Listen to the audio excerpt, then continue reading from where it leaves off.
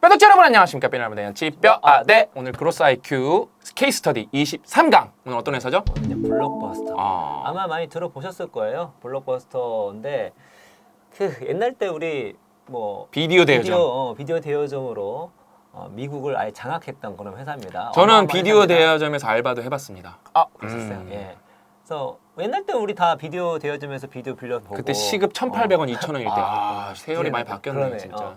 저도 막 영화도 많이 봤지만 특별히 그 무협 영화 있잖아요. 뭐 의천노령기 그런 거 몇십 개 쌓아놓고 막 봤던. 또 간만에 삼촌파 한번 빠졌다 갈까요? 예. 제가 비디오 대여점을 하는데 그게 아직도 기억나요. 그게 이렇게 낙성대역에서 좀 날라서 올라가다가 보면은 이렇게 비디오점이 하나 있었는데 거기 아저씨가 연탄 삼겹살집을 하면서 잘 되면서 그거를 방치한 거예요.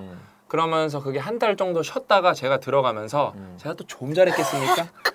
제가 그거를 또 회수를 싹 다 하면서 잘해갖고 아저씨가 저한테 뿅 갔죠, 사장님. 그래서 아예 그냥 맡겨갖고 제가 매출을 막 올렸는데 제가 뭐 끼어서 빌려주기도 잘하고 저는 히든에셋 활용을 잘했어요. 저기서 아무거나 하나 그냥 더 빌려가시라고. 어차피 안 보는 건데 사람들. 에? 근데 아직도 기억나요. 여러분 인생이 얼마나 힘드냐면은 제가 안 보고 빌려줬다가 어떤 아저씨한테 진짜 귓방맹이 맞을 뻔한 게 잔다르크 그때 영화가 나왔어요. 그때 잔다르크가 이제 두 편으로 나왔거든요, 비디오로. 봤어요. 예. 근데 여러분 그 잔다르크가 이렇게 하이라이트만 보면 전쟁씬이 많을 것 같은데 그게 종교 영화고 철학 영화입니다. 그렇지. 그래서 그거를 너무 제가 재밌을 줄 알고 저는 안 보고 사장님 이거 오늘 나온 건데 꼭 보십시오. 그러고 제가 사장님한테 빌려드린 거예요, 잔다르크 영화를. 근데 사장님이 비디오를 반납하러 가실 때 술을 잔뜩 드시고 왔어요. 너 이거 나한테 재미없는 거 왜 빌려줬냐? 그래서 제가 나중에 봐보니까 진짜 이게 영화 고수 아니면 못 보는 영화더라고요. 처음에만 조금 싸우고 그렇지. 말더라고요. 싸움 씬이 거의 없더라고요. 완전 액션 같은 영화. 저 완전 액션인 줄 알았어요. 그래서 진짜 제가 그분이 잔다르크고 제가 맞아 죽을 뻔했습니다. 진짜. 다시 이제 본론으로 돌아가겠습니다. 블록버스터가 그 비디오 대여점으로 어마어마하게 규모가 큰 그런 회사였는데 결론 지금 망했습니다. 그래서 파산. 저 캐나다 있을 때 막 그럴 때도 있었던 것 같은데 이거 근데 미국 있을 때도. 그 이제 오늘은 여러 가지 얘기 중에 특별히 그 회사의 아킬레스건 약점을 방치했을 때 어떤 일이 벌어지나. 우리 일초일장 항상 얘기하죠. 의사결정을 내릴 때 경쟁자는 생각이 있는가. 경쟁자가 뭘 치고 들어갈 것인가. 우리의 약점, 아킬레스건을 공격해 나간다는 거죠.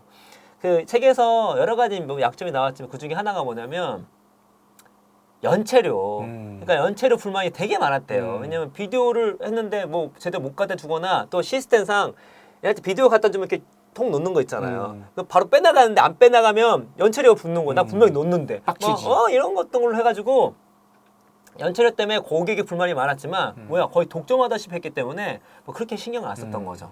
그러다가 1997년 그러니까 우리 IMF에 있을 때 리드 헤이스팅스라는 사람이 이 블록버스터 매장의 그 연체료 때문에 빡이 쳤습니다.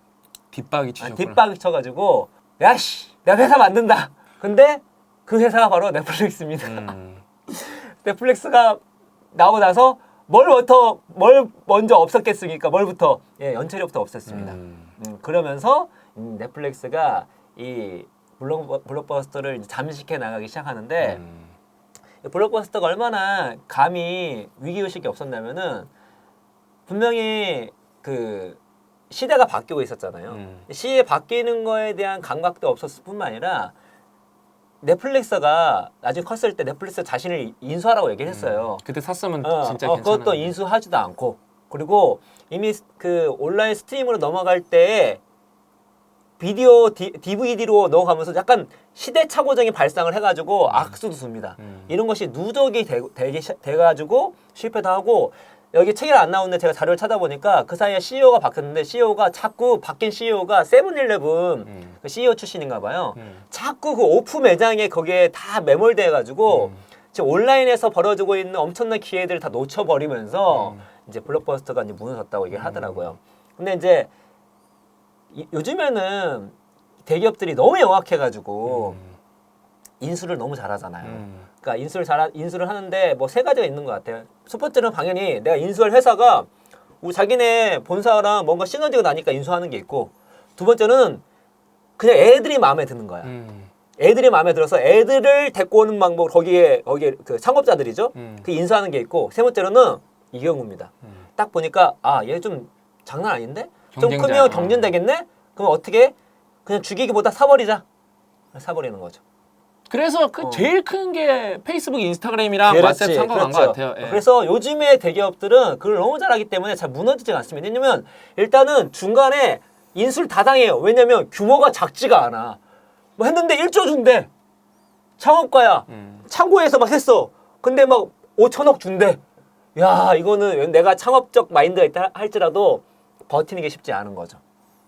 요즘 잘고 있긴 한데 이제 블록버스터는 이런 상황 파악을 못하고 오만 가운데에서 계속 자기 처음에 잘했던 것이 소위 말하는 그 운이었음을 불구하고 그거를 계속 유지하다가 결국 망하게 된 케이스. 깝치다 망했다. 네, 오늘 그렇죠. 결론은 네. 주제 파악 못하고 깝치다 망했답니다. 이제 나머지는 또 책에 자세하게 다른 얘기가 네. 나오니까 여러분 읽어보시면 되고, 오늘 또 먼저 작은 거 하나 말씀드리면은 우리나라가 창업이 안 좋은 게 뭐냐면은 미국이 이렇게 대기업이 잘 사줘요. 그러니까. 우리나라 대기업은 잘 안 사줘요.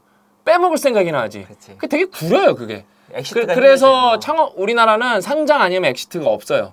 근데 외국은 이렇게 아예 통째로 사버려 주거든요.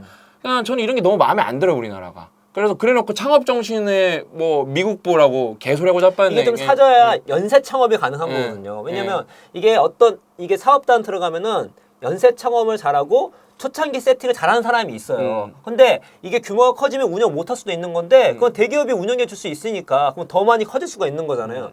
그렇게 호흡이 맞을 수가 있는 건데 우리는 뭐 그런 게 없으니까. 그 다음에 이제 아킬레스건 얘기를 나왔으니까 말하는 건데, 여러분 체인지 그라운드의 도서 광고가 이제 그 맥스 풀 패키지가 아마 300만 원일 거예요. 이제 부가가치세에서 330만 원인데, 여러분 이게 얼마나 제가 싼 건지 알려드릴게요. 우리는 거의 광고료 인상을 안 했어요.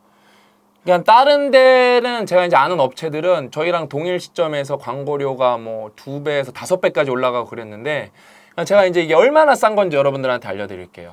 그 다음에 이게 우리가 출판사의 아킬레스건을 알기 때문에 오히려 안 건드린 거예요. 뭐냐면은 저희는 일단은 다른 광고도 많이 들어오는데 다른 거는 검증할 방법이 없고, 그러니까 저희한테 두 번째로 많이 들어오는 게 좀 식품, 건강식품, 기능식품인데 이 증명할 방법이 없으니까 저희가 광고를 해드릴 방법이 없어요. 돈을 벌면 좋겠죠. 그 다음에 이제 많이 들어오는 게 그거예요. 기업의 이제 사회공헌 홍보. 이거는 단가가 훨씬 높습니다. 이제 B2B는 훨씬 높습니다. 훨씬. 근데 왜 책은 싸냐? 일단은 저희가 출판사에 관련이 돼 있기 때문에, 제가 전편에서도 말씀드렸죠. 전전편인가? 일단은 출판사는 마케팅 비용이 없어요. 책값을 10%를 넘길 수가 없는데, 책이 3,000권 팔리면 많이 팔리는 건데 300만 원 넘길 방법이 없습니다. 웬만해서. 그래서 뭐 이게 돈이 없어요. 근데 제가 이제 비교를 하나 해드리면, 실제로 있었던 회사인데 요즘에는 이제 그게 거의 망해갖고 이제 광고는 없는데, 페이스북 페이지 기준으로 한 5, 60개만 될 거예요. 여기가 책 광고가 페이스북 하나 하는데 500만 원인가 그럴 거예요. 400만 원인가. 아직도 그렇게 하나요? 예, 이제는 의뢰를 안 해요, 출판사들이. 망해갖고. 그러니까 한 500이라고 칠게요. 그러면 저희는 어떻게 해주냐면, 체인지 그라운드에 공유를 한 거를 인생 공부에도 공유해주고, 밑줄을 긋다에도 공유해주고, 독서 연구에도 공유해줘서 저희는 100만이에요, 그렇게 따지면은. 근데 저희는 300만 원이에요. 일단은 그러면은 100만 대 60만이니까 3대 5로 우리가 단위 구독자당 우리가 훨씬 싸죠. 싸요 일단은. 근데 우린 이게 끝이 아니에요. 우리는 유튜브에도 공유를 해줍니다. 영상으로 제작을 해서. 그 다음에 또 어때요? 그 유튜브에 영상으로 제작한 거를 페이스북에는 맨 처음에 카드 뉴스로 올려주니까 영상을 또 올려줍니다. 그러니까 페이스북에 일단은 2번을 올려주는 거기 때문에 100만 구독자에 150만 원으로 내려가는 거예요. 그럼 여기는 60만 구독자에 500만 원인 거예요. 근데 우리는 유튜브가 더 잘 되니까, 그래서 최근에 저희가 홍보해줘서 대박 나왔고 베스트셀러로 진입해서 막 출판사 사장님 이미 찢어진 분이 계시거든요. 그 책도 좋아요.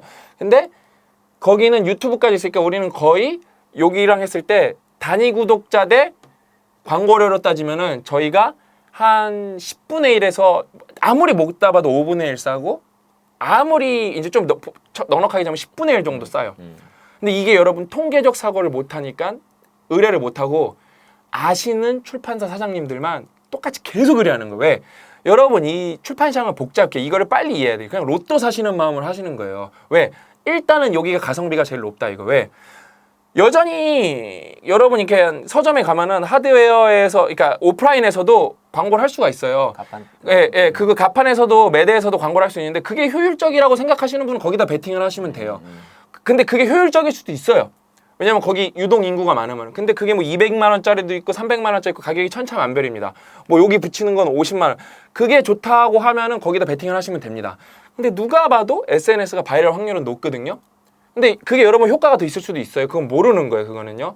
근데 그 베팅을 아시는 출판사 사장님들은 체감적으로 하고 저희는 1년이 지나도 2년이 안 올리고 그 다음에 저희는 더 해줘요. 예를 들어 원하시면은 책에서 뭐 멋진 문구를 그어주시면은 무료, 그러니까 광고를 해주신 출판사 사장님들에 한해서만 무료로 밑줄을 그때 올려서 또 그게 터져서 또 책이 많이 팔린 경우도 있어요. 그리고 요즘에는 그 책 온라인 서점 보시면은 예전에는 출판사 서평만 나왔는데 요즘은 비주얼로 이렇게 이미지나 카드 뉴스가 나오는 경우가 많아요. 근데 만약에 카드 뉴스를 미리 만들면 새로 안 만들어도 되지.